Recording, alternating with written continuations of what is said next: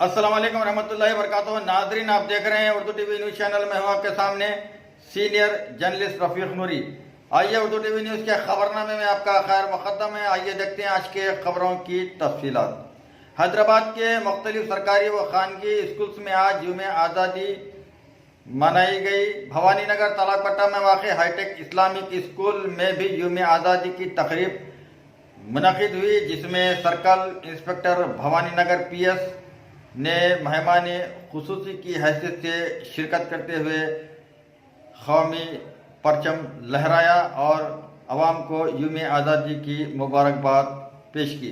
इस मौके पर प्रिंसिपल हाफिज मोहम्मद असलम यूसुफ के अलावा असातिज़ा व तलबा व तालिबात की कसीर तादाद मौजूद थी।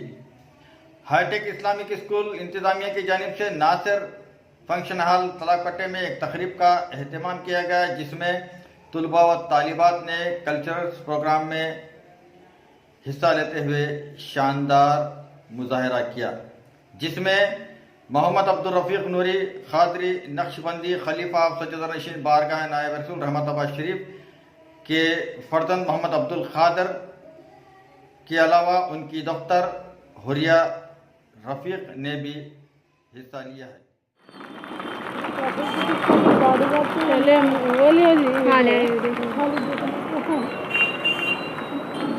ये सामने खंबा आ गया सेटेलाइट का झंडा खंबा